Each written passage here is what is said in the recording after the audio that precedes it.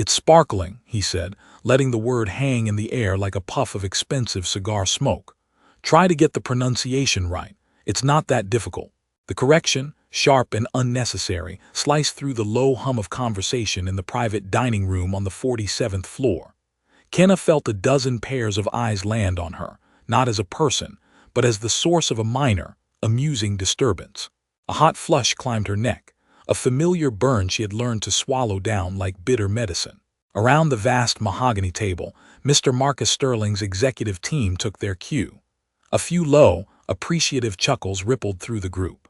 Richard Harris, the CFO, gave a tight, sycophantic smile, a silent applause for their leader's casual cruelty. They were hyenas laughing at the lion's kill, reaffirming the pack order. Kenna kept her eyes lowered, her gaze fixed on a point just past Mr. Sterling's impossibly polished shoe. She had been trained for this. In the world of elite service, the first rule was to become invisible, to anticipate needs before they were spoken, and to absorb any and all unpleasantness with the silent, absorbent grace of the linen napkin folded over her arm. To react was to become real, and to become real was to be fired. "My apologies, sir," she said. Her voice came out unnervingly steady, a small polished stone of a sound. Sparkling. She didn't mimic his exaggerated enunciation. She simply corrected herself, her tone neutral, professional. It was a tiny act of defiance, a refusal to participate in her own humiliation. It was so subtle that no one at the table noticed, except perhaps Sterling himself, whose pale blue eyes narrowed for a fraction of a second. He waved a dismissive hand, the massive gold ring on his finger catching the light. "Yes, well, just bring the bottle." The show was over. He had asserted his dominance, reminded everyone in the room of his power, a power so absolute it could be exercised on the pronunciation of a single word by a woman whose name he would never bother to learn. He turned back to his conversation, and just like that, Kenna was erased. As she pivoted and walked toward the discreet service bar at the far end of the room, she could feel their gazes slide off her back. The conversation about mergers and third-quarter earnings resumed instantly, her momentary existence forgotten. She was a ghost again, a pair of hands of function. But inside, her heart was a furious drum against her ribs. Shame was a physical thing, a hot coil in the pit of her stomach. It wasn't just the mockery, it was the public nature of it. It was the way they had all looked at her, their faces alight with the cheap thrill of seeing someone put in their place. Her place. The place of someone who served, who poured, who pronounced words with the soft, melodic cadence of a home thousands of miles and a lifetime away. Would you endure this? The question floated in her mind, a silent, bitter whisper. Would you stand there and absorb the laughter, knowing that your rent, your life, the fragile stability you'd built, depended on your ability to smile and pretend you hadn't been cut? Her hands, however, were perfectly still as she retrieved the chilled green bottle of San Pellegrino. Her movements were fluid, economical, a ballet of efficiency she had perfected over years of working in rooms like this one. She was a professional. Her work was its own form of language, a language of precision and care that men like Sterling would never be able to speak or understand. She returned to the table, opened the bottle with a faint hiss, and poured the water into Sterling's waiting glass. Her hand did not tremble. She did not spill a single drop. She moved with a quiet dignity that was, in its own way, a fortress. He didn't look at her, didn't acknowledge the glass now sweating condensation beside his plate. He was already deep in a monologue about market disruption, his voice the only one that mattered. Kenner retreated once more to the periphery, taking her position near a wall of floor-to-ceiling glass. 47 floors below, the city was a breathtaking tapestry of light, a silent, glittering universe of lives and stories, all of them invisible from up here. From this height, people were just traffic, insignificant. It was a fitting view for a room where humanity was a commodity and dignity was a privilege, not a right. She stood in the shadows, her posture perfect, her face a mask of serene neutrality. But behind the mask, she was listening. She always listened. She heard the subtle shift in tone when they discussed the Japanese investors who were due to arrive any minute.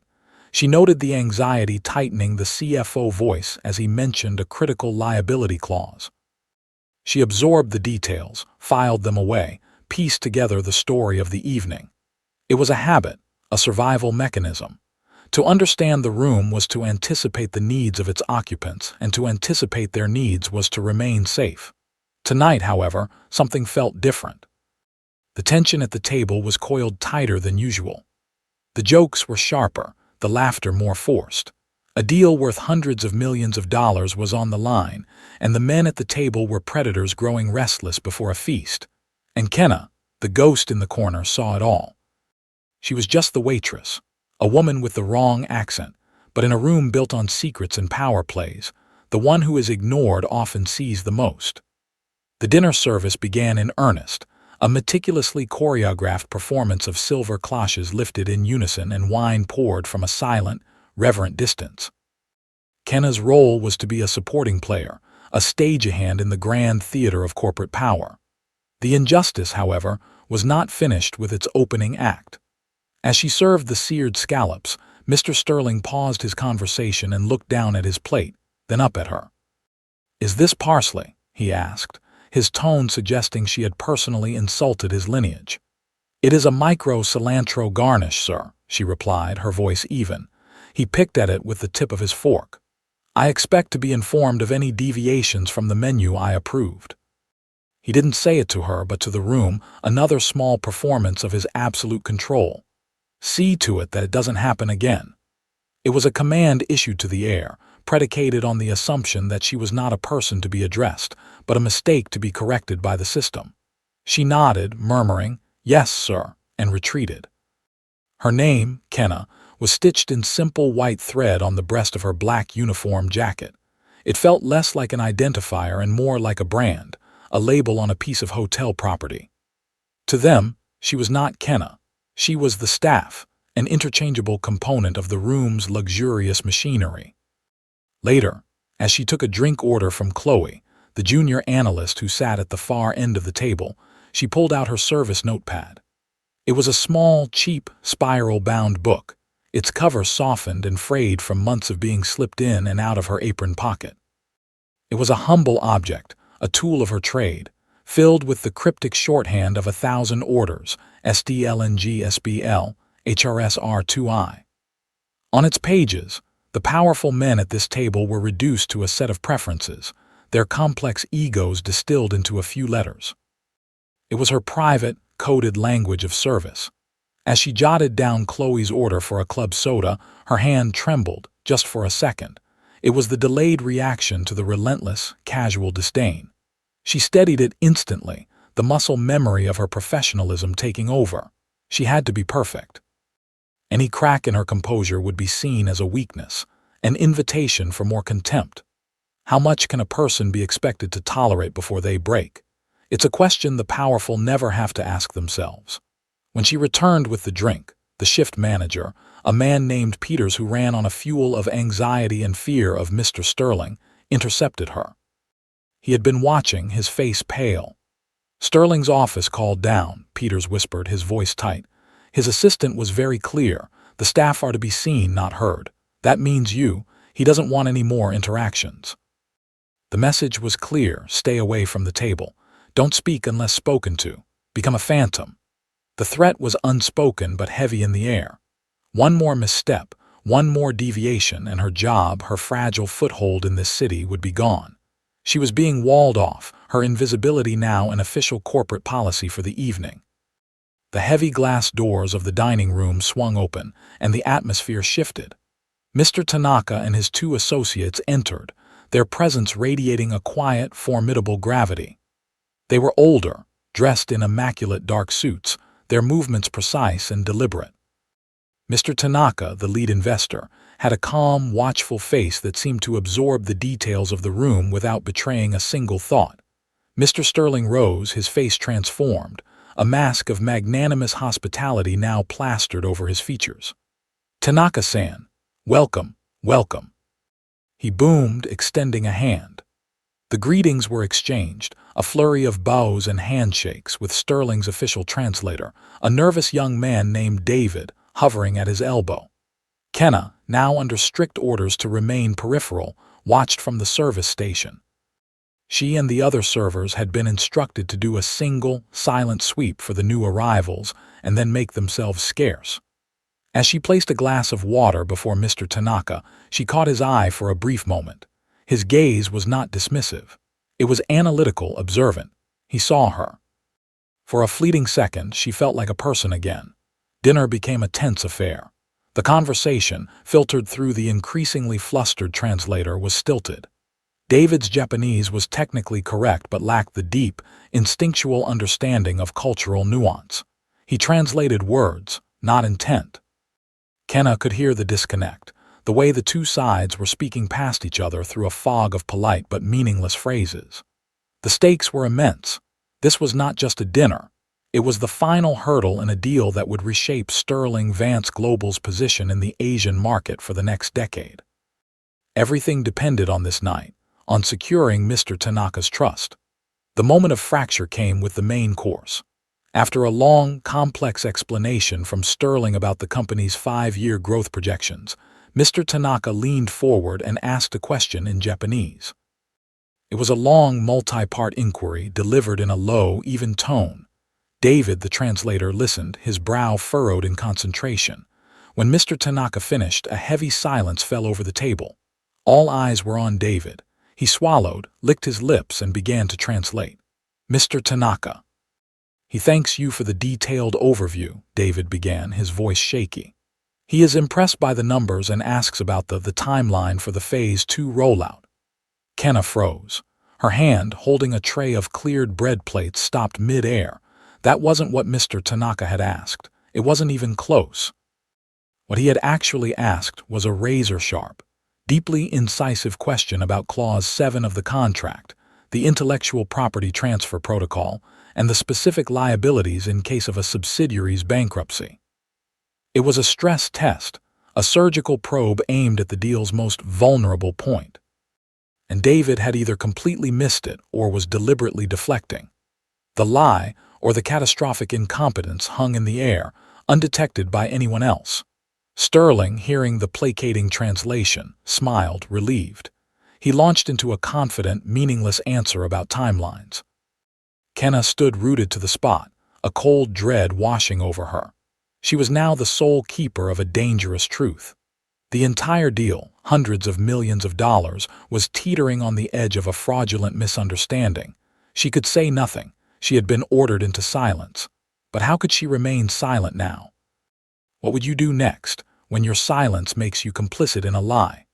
The dinner was no longer about service. It was about to become a test of her conscience. Sterling continued his monologue, blissfully unaware of the chasm that had just opened between him and his potential partner. Mr. Tanaka listened, his face impassive, but Kenna saw a subtle tightening around his eyes. He knew his question had not been answered. He knew he was being managed. The conversation moved on, but the damage was done. The seed of distrust had been planted. A few minutes later, one of Mr. Tanaka's associates asked a follow-up question, this time about staffing protocols in their international offices. Again, David, the translator, seemed to struggle, simplifying the query into a generic question about HR policy. As he fumbled for the right words, Kenna was clearing plates near the end of the table, close to where Chloe, the junior analyst, sat. Unable to stop herself, Kenna whispered the correct, nuanced Japanese term for jurisdictional secondment under her breath. It was a quiet, involuntary correction, meant more for herself than for anyone else. But Chloe heard it. Her head snapped up, her eyes wide with a mixture of shock and confusion. She stared at Kenna, who immediately looked away, her heart pounding. Had anyone else heard? She risked a glance around the table. No one. Sterling was still talking, Harris was nodding, and the rest of the executives were focused on the performance at the head of the table. Chloe's gaze, however, remained fixed on Kenna. It was a look of dawning realization. The quiet waitress, the one they all ignored, the one the CEO had mocked, understood. She understood everything. Did you catch what she just did? That small, whispered phrase had just revealed a skill so far beyond her prescribed role that it was almost unbelievable. For a moment, a silent, electric current passed between the two women. Chloe's expression was a question, "Who are you?" Kenna gave a barely perceptible shake of her head, a plea for silence, a desperate signal to let it go. This was not the time or place. Her small act of competence, her brief slip of the mask, was immediately crushed by the weight of the room's hierarchy. As she straightened up to move away, Sterling's voice cut across the table. "Can we get these plates cleared?" he snapped, not looking at her but at the space she occupied. His tone was impatient, annoyed by her very presence. The small victory of being understood by Chloe vanished, replaced by the cold, familiar reality of her station. She was just the help, and she was moving too slowly. The brief connection was severed, and she was once more reminded of her place. The main course was cleared, and a tense, uncomfortable quiet settled over the table as they waited for dessert. The energy of the deal was gone, replaced by a forced, brittle politeness. Mr. Tanaka and his team spoke quietly amongst themselves in Japanese, their expressions unreadable. Sterling's team attempted to make small talk, but their anxiety was palpable. Chloe, excusing herself from the table, almost collided with Kenna in the service corridor just outside the dining room. The corridor was a different world, a stark, fluorescent-lit space of stainless steel carts and stacked linen. Here, away from the rich mahogany and soft lighting, the pretense fell away. "I heard you," Chloe whispered, her voice urgent. "In there, you speak Japanese." Kenna looked down the long, empty corridor, ensuring they were alone. She simply nodded. There was no point in denying it. "You understood what they were asking, didn't you?" Chloe pressed, her eyes searching Kenna's face. "The translator, he's getting it wrong." "He is," Kenna confirmed, her voice low. Chloe's shoulders slumped. She leaned against the wall, the picture of a young professional watching her first major project crumble into dust. "I knew it. I knew something was off. Sterling picked that translator himself. He was the cheapest option."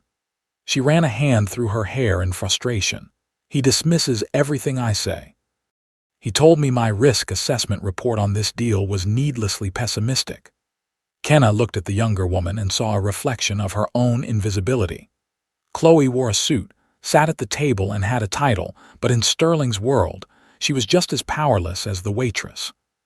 He had dismissed Chloe's analysis just as he had dismissed Kenna's accent. They were two sides of the same devalued coin. "His voice is loud," Kenna said, echoing the words she had thought of earlier, this time offering them as a small measure of comfort. "It doesn't make him right." A flicker of gratitude, of connection, passed between them. It was a bond forged in the shadow of a powerful man's ego. In that sterile hallway, they weren't analyst and waitress. They were simply two intelligent women who had been profoundly underestimated. "If you were there, would you step closer or stay silent?" Kenna had chosen to step closer to acknowledge their shared experience. "They're going to lose this deal," Chloe said, her voice filled with a sense of helpless certainty. "And he'll blame everyone but himself." Kenna's gaze sharpened. This was bigger than just a lost deal. Mr. Tanaka was being deceived. A lie was being told, and the consequences of that lie could be catastrophic. Her brief connection with Chloe solidified into something more. It was no longer just about her own dignity. It was now a moral obligation. The analyst couldn't speak up without being fired for insubordination, and the waitress couldn't speak up without being dismissed as delusional. But together, they knew the truth. And that truth was about to become a burden that neither of them could carry alone. As Kenna re-entered the dining room with a tray of coffee cups, the conversation had resumed, but the topic had shifted. Harris, the CFO, was now attempting to walk Mr. Tanaka's team through the finer points of the contract, with David, the translator, struggling to keep up. They were on Clause 7, the very section Mr. Tanaka had asked about earlier. Kenna moved silently, placing cups on saucers, her movements a cover for her intense focus on the discussion. She was close enough to hear both the English and the Japanese, and what she heard made the blood run cold in her veins. Harris was explaining the intellectual property agreement. "So, as you can see," he said, pointing to a line in the document, "under this clause, Sterling Vance Global assumes stewardship of the patent portfolio for the duration of the joint venture." David translated this. But the Japanese term he used for stewardship, kanri, was a dangerously soft and ambiguous word. It implied management, caretaking, a temporary guardianship. It was the kind of word you use to reassure someone. But Kenna knew the English legal text of contracts like these. Stewardship in this context was corporate doublespeak.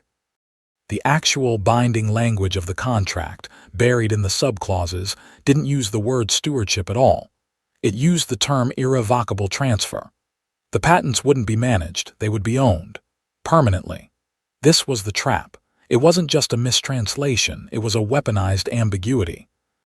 The Japanese delegation was being led to believe they were entering a partnership where they would lease their valuable patents for a limited time.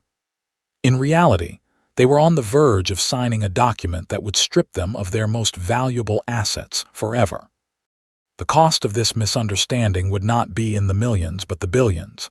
Have you ever seen a rule, or in this case a word, used as a weapon? Kenna looked at Mr. Tanaka's face. He was listening intently, nodding slowly. He was a man who operated on trust, and he was being meticulously, expertly deceived. The translator, whether through incompetence or malicious instruction, was the instrument of the deception. Sterling and Harris were the architects. She felt a surge of cold, clarifying anger. This was not just business. It was theft, dressed up in a bespoke suit and served with dessert. Every instinct in her screamed to act, to shout, to expose the lie right then and there. But what could she do? She was the waitress. Her word meant nothing against the men at this table. To speak up would be to invite ridicule, disbelief, and immediate dismissal. She would be a crazy woman, an interfering servant. They would close ranks, deny everything, and she would be the one left with nothing. The choice was stark: comply with her role and allow the fraud to happen, or resist and risk sacrificing everything for a truth no one would believe she was qualified to know. She had to try. She couldn't live with herself if she didn't. Her mind raced, searching for a way to get the truth to the one person who might listen, Chloe. Returning to the service corridor, she tore a page from her worn notepad. Her penmanship, usually a neat, swift script, was tight with urgency. She didn't write in English. She wrote in Japanese, her characters clean and precise. She wrote the two key phrases side by side, the ones that represented the core of the deception. First, she wrote Chinese letter, Chinese letter, Chinese letter, Chinese letter, Japanese letter, Chinese letter, Chinese letter, Chaiki Zaisen no Kanri. The soft, misleading phrase David had used, meaning the management of intellectual property. Beside it, she wrote the stark, brutal truth hidden in the contract's fine print. Chinese letter, Chinese letter, Chinese letter, Chinese letter, Japanese letter, Chinese letter, Chinese letter, Chinese letter, Chinese letter, Chinese letter, Toraikishifuno no Shoyukan Joto. The irrevocable transfer of ownership rights. She drew a clear arrow from the first phrase to the second, a silent, unarguable statement of the lie. Folding the small piece of paper, she walked back into the room. Making a show of checking on Chloe's water glass, she discreetly slipped the note into the analyst's hand, which was resting in her lap. Chloe's fingers closed around the paper. A moment later, under the table, she unfolded it. Kenna, watching from across the room, saw the young woman's posture stiffen. Her eyes widened in horror as she read the Japanese characters. She looked up at Kenna, her expression a mixture of terror and resolve. Chloe waited for a pause in the conversation.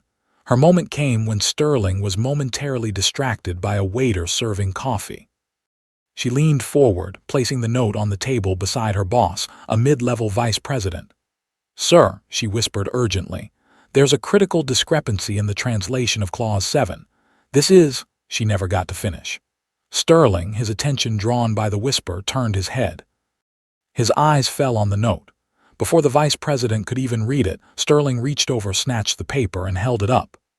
"What is this?" he demanded, his voice dangerously low.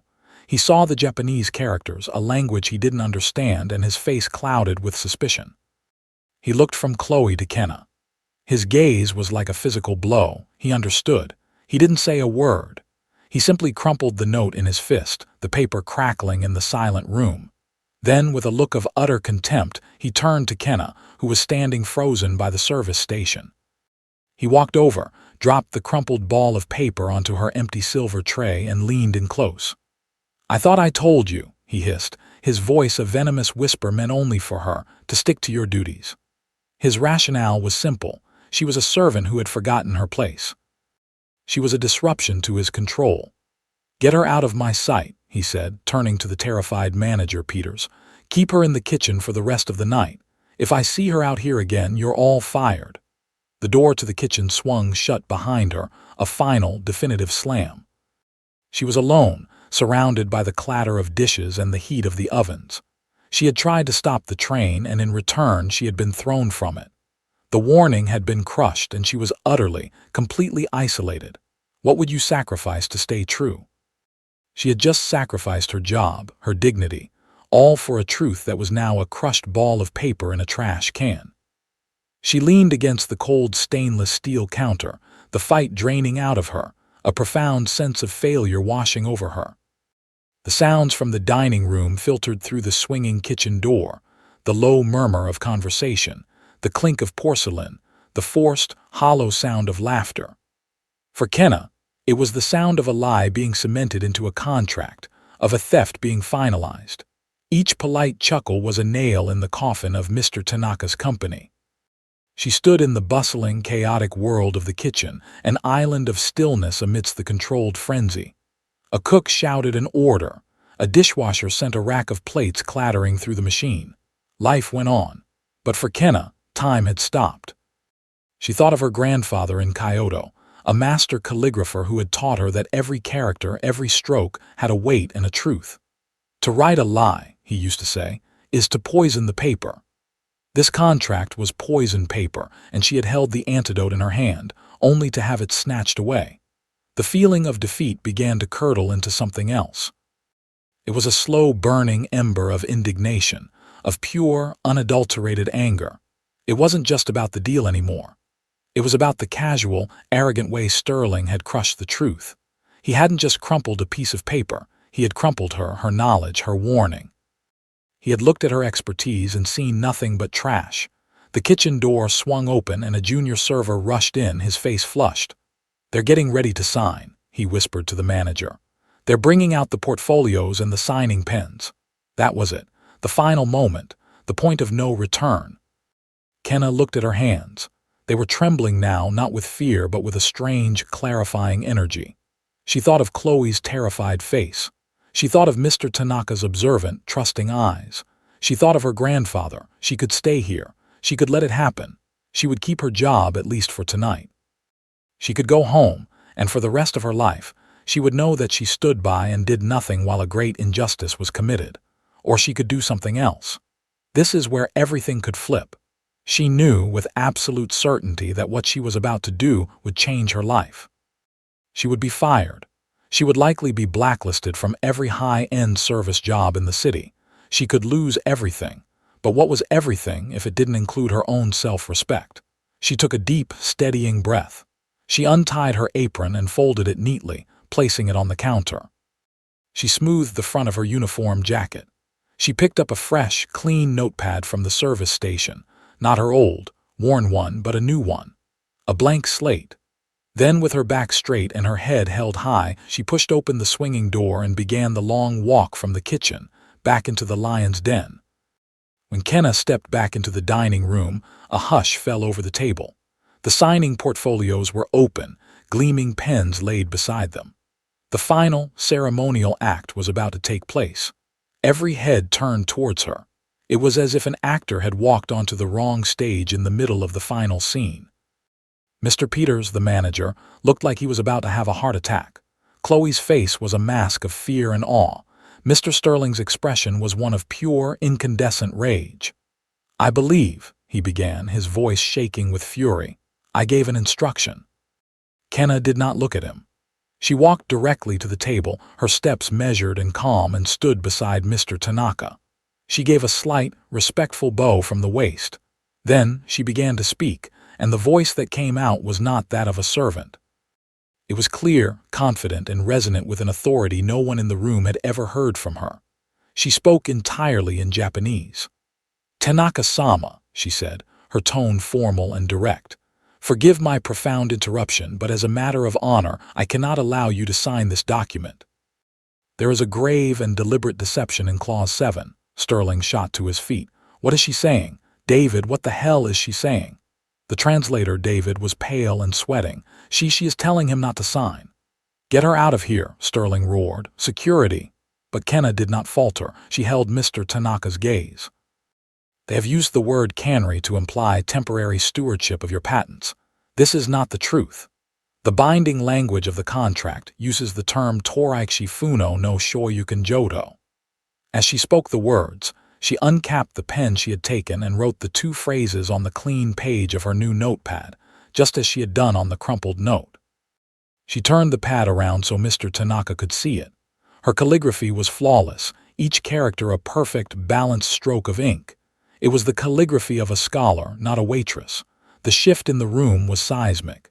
Did you feel that? The entire axis of power tilted. Mr. Tanaka looked from the notepad to Kenna's face, and then to the terrified translator. He saw the truth, instantly and completely. The quiet waitress had not only spoken his language, but the language of his business, the language of the law. He looked at the notepad again, his finger tracing the elegant, undeniable characters. A deep, cold anger settled on his features. He pushed his chair back slowly, the legs scraping against the marble floor, a sound like a blade being sharpened. "She is correct, isn't she?" he said in slow, deliberate English, his accent thick but his meaning lethally clear. He was looking directly at Sterling. Sterling stood there, his mouth half open, his face turning a blotchy, furious red. He was speechless. The lie had been exposed, his trap sprung, not by a rival corporation or a team of lawyers, but by the waitress he had mocked for her accent. The woman he had tried to silence had just become the most powerful person in the room. The silence that followed was thick and suffocating. The deal was not just dead, it had been publicly executed. Mr. Tanaka rose from his chair, his movements imbued with a chilling calm. He gave Kenna another deep, respectful bow. "You have my gratitude," he said in Japanese. "You have saved my company from a great folly and a greater dishonor." Then he turned to Sterling, and his voice was ice. "We are finished here. You will be hearing from my lawyers."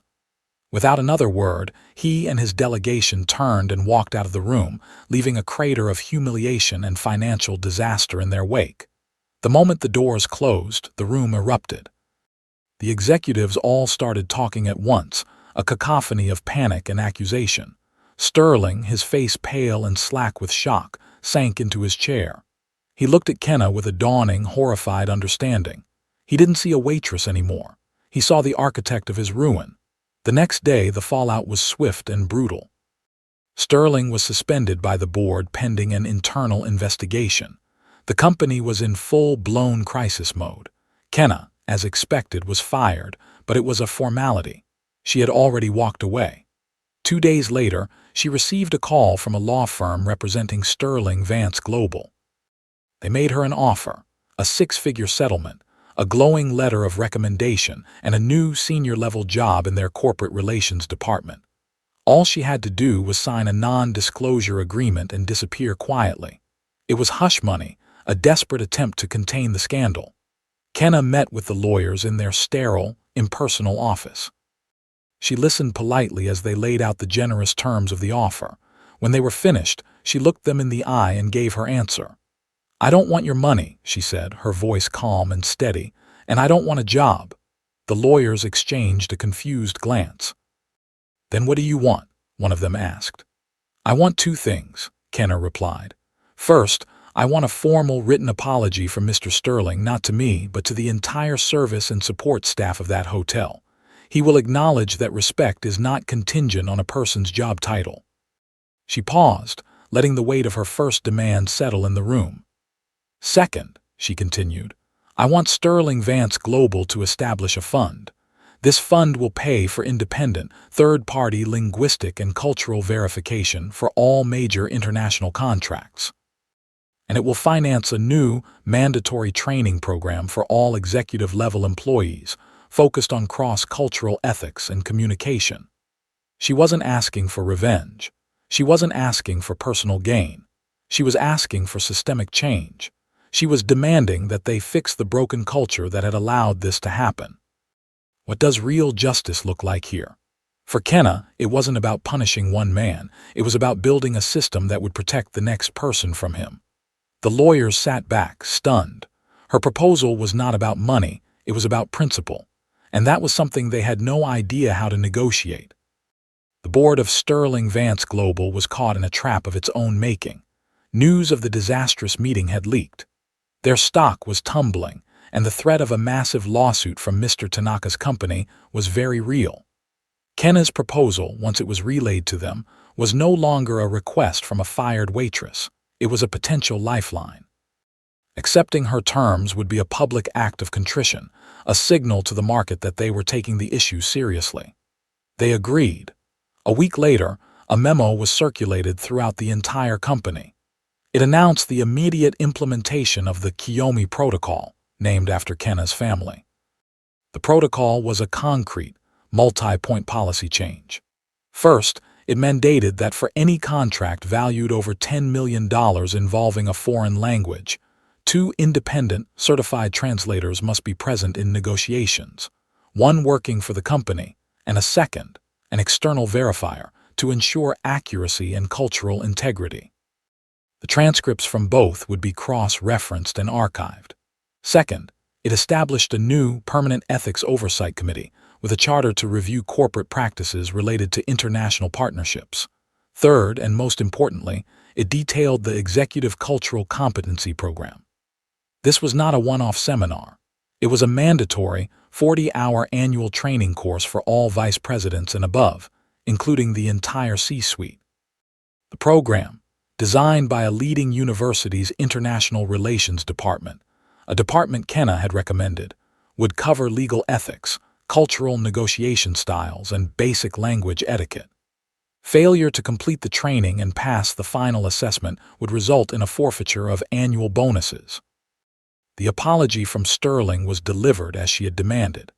It was a stilted, formal letter, read aloud by the interim CEO at a tense all-hands meeting for the hotel staff. Sterling's name was now synonymous with failure, his arrogance immortalized in the very protocol designed to prevent it.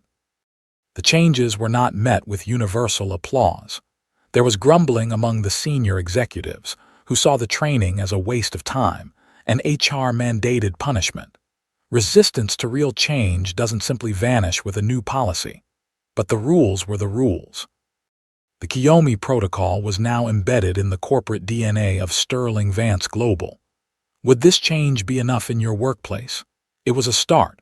It was a system, a process, a set of teeth where before there had been only assumptions and arrogance. The path forward was clear, even if some would have to be dragged along it. Kenna never set foot in the Sterling Vance building again. She had no desire to.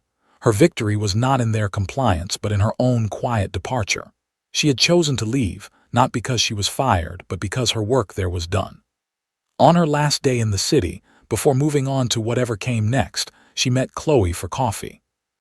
They sat in a small, sunlit cafe, miles away from the cold corporate towers of downtown. Here, the air smelled of roasted coffee beans and fresh pastries, a world away from the scentless, recycled air of the 47th floor. Kenna was no longer in her uniform. She wore a simple linen dress, her hair down. She looked younger, lighter. The mask of the invisible servant was gone, replaced by a calm, open presence. "I handed in my resignation last week," Chloe said, stirring her latte. "A few of us did. After what you did, it became impossible to ignore how toxic that place was." She looked at Kenna, her expression one of deep, sincere gratitude. "You know, I studied risk analysis for years. I can build models, I can forecast market shifts, but you saw the real risk. It wasn't in the numbers, it was in the arrogance. In the way they refused to listen." Kenna smiled, a real, genuine smile. "They do not see what they do not value."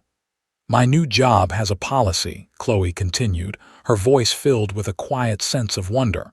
"It's part of their diversity and inclusion program. It's a mentorship initiative for employees from non-traditional backgrounds. I told them about you. I told them how talent can be hidden in plain sight." They sat in comfortable silence for a moment, the quiet hum of the cafe a soothing balm. For Kenna, this was the real closure. It wasn't the corporate memo or the forced apology. It was this conversation. It was knowing that her act had not been a solitary explosion, but a stone tossed into a pond, its ripples spreading out in ways she could never have predicted. It had given someone like Chloe the courage to choose a better path, whose voice helped you heal when no one clapped. For Kenna, it was the quiet, grateful voice of the one person who had seen her, right from the start. She was no longer defined by Sterling's insult or the laughter of his cronies. She had reclaimed her own story. She was not the waitress with the accent. She was Kenna Kiyomi. And she was finally free. A month later, Kenna was back in the small, quiet apartment she shared with her sister. She was reading, enjoying the simple luxury of a life not dictated by the chime of a service elevator.